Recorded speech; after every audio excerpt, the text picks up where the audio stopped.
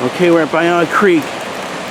Normally this is like a little trickle down here, but today, with all the rain beginning, it is a torrent. I think it's something that Post 10 will like. But this is another reason why I think they should get rid of the channel and make it return to a natural state. Replenish the groundwater. You know, maybe put some fish in it again. I don't know. But still. And let's hope that hope that the majority of pollution is getting caught. Anyway, I'm gonna get out of here. I'm gonna get soaked.